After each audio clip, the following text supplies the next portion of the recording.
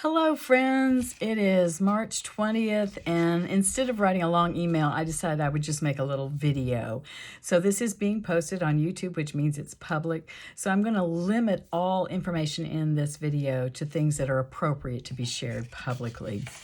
First of all, I miss you. It is so hard being away from one another.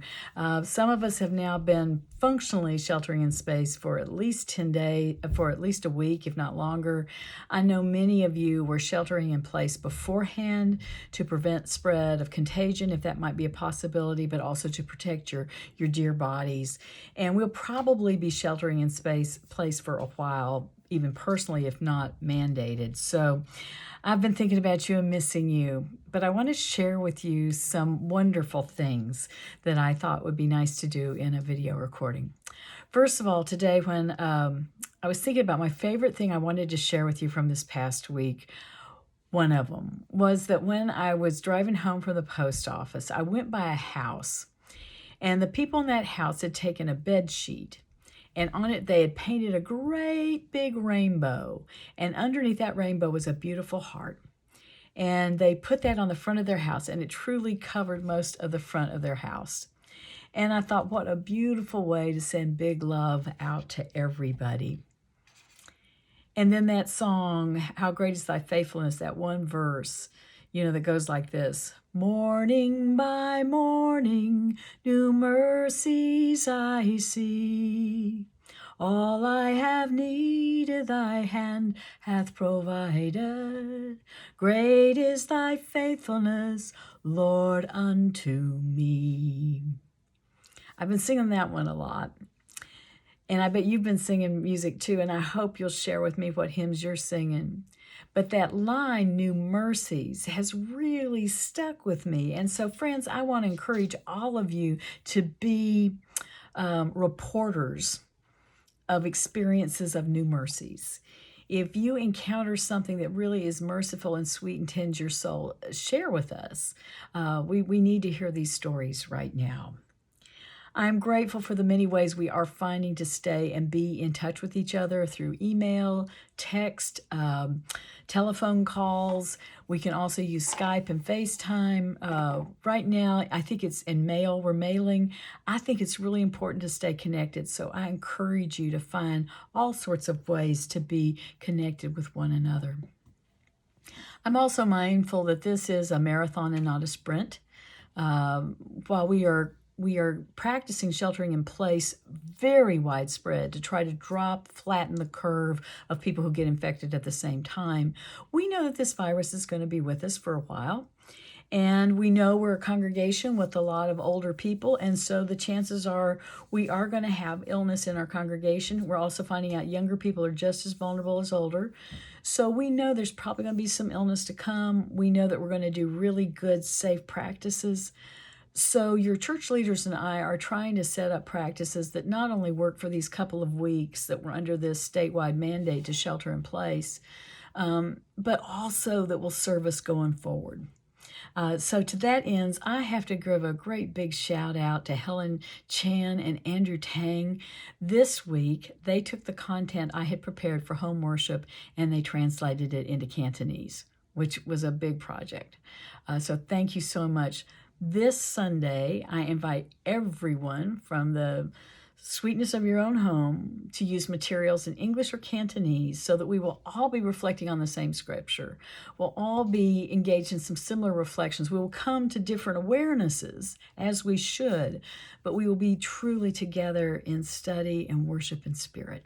So those materials are online on the Northern California Nevada Conference website. I'll put a link to that in the email. I can send some of them out. We're having some trouble sending out mass attachments, so I'm a little anxious about that. We're going to work on that technology next week, but we're doing that. Another new thing I've done this week is on this YouTube channel, I'm now recording messages for people of all ages, but they might remind you of our children's time or the messages I give at Senior Center for the spiritual moment. But check into that.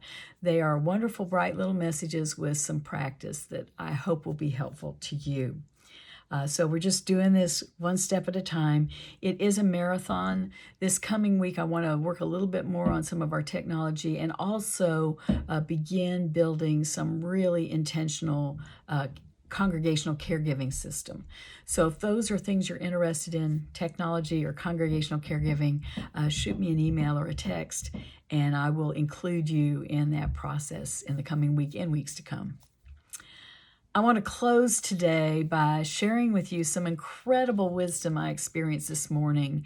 You know, so many beautiful things, new mercies, are coming from this time of having to do things differently. And today I actually attended an incredible conversation. It was led by 6 spiritual leaders around the country, and they went online, and I just listened to them talk about how to be good spiritual leaders at this time. And I want to share with you some highlights from that hour and a half long presentation and conversation.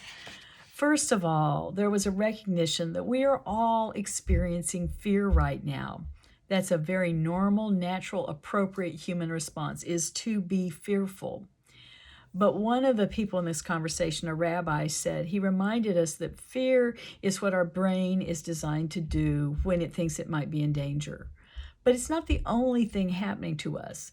And so he encouraged us in our prayer time and in our self-reflection and household reflection time to use this statement: I'm afraid, and I might be hopeful. I might be, all sorts of different things, but to not just let fear be the only storyline. So practice fear and.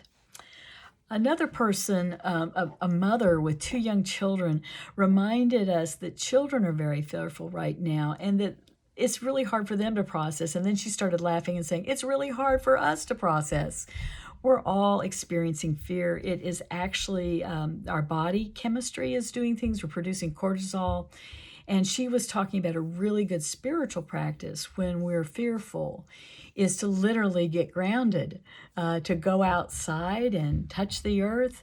She takes her kids out every day to go and hug trees.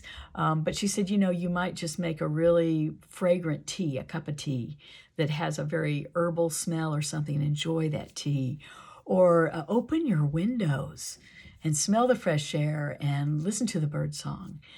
So to get our bodies grounded with the sensate world, this is wisdom that the ancestors of these lands have known for a long time, is very grounding for anxious people.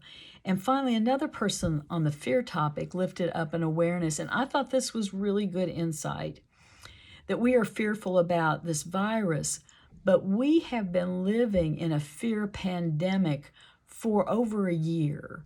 For some time, not just in our country, but in other countries, there have been people encouraging us to be afraid of one another.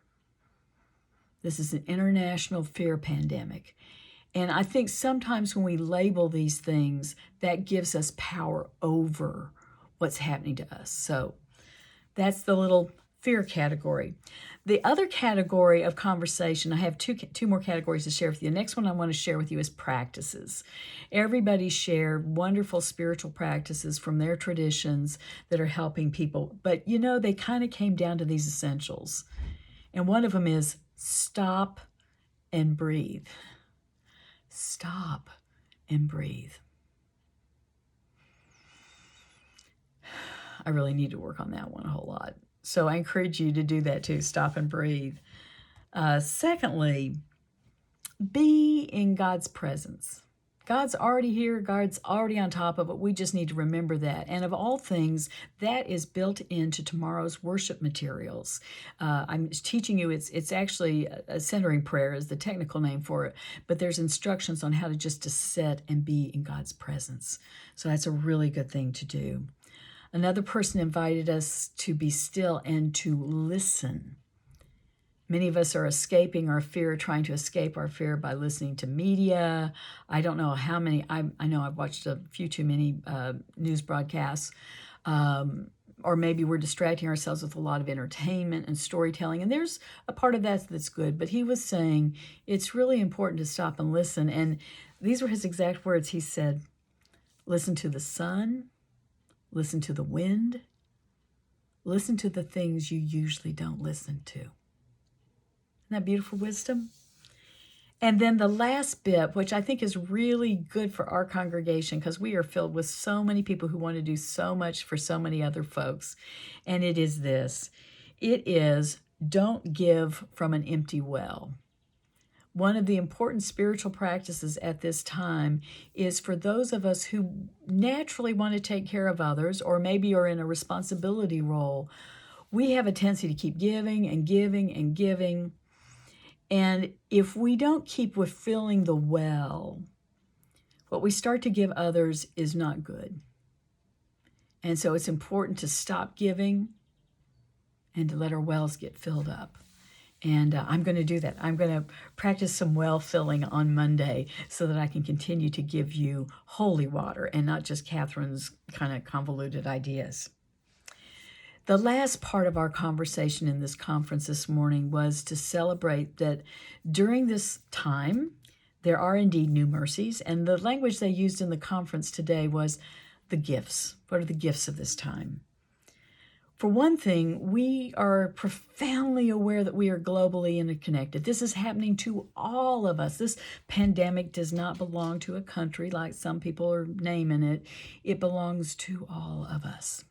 And it has the potential to connect us and to care for and support one another. It's also a time for those of us who are sheltering in place to spend more time with our households. For some folks, that's with your family members. For some of us, it's with ourselves and a four-legged. For some of us, the being sequestered with our housemates is a good thing. For others of us, it's a challenge, and sometimes it's a little bit of both. But to try to make the most of the gift of this time of just being with each other. And it's also a time that's calling us to connect in new ways like this. And that's a gift. Another person brought up, and I thought this was a special thing to remember, that with the shutdown of so many air travel and car travel, with that everybody not going out to shop and to do all sorts of things, we're shutting down so much, which feels like a change in our lives. But this person said the earth is probably really happy because environmentally, the shutdown of all this advanced human activity is actually very good for the natural world. So the planet is experiencing a little bit of Sabbath at the same time that we are being called to slow down. And finally, the last person who spoke, who I held on to, talked about really shifting from our fears and responsibilities and overdrive behaviors, and to move into an aspect of gratitude. To be grateful for the communities of prayer and care that hold us. To know that we're a part of a community of faith. To be grateful for God's never-ending love, no matter what. And our traditions that have told us that over the years. And just to be grateful for little things, the sweetness of being able to connect with you through this amazing technology. Dear ones, I am so grateful to be your pastor. I'm grateful to be walking with you at this frightening, strange, and yet blessed time. And I look forward to the day when we can be in person. But until then, when you get a time and you want to, don't hesitate to send me a text, send me an email. Try calling me. Sometimes they get through, sometimes they don't. We'll try other ways to stay in touch too, but do know that I love you and that we are all held in God's big love. Take care, everybody. Bye-bye.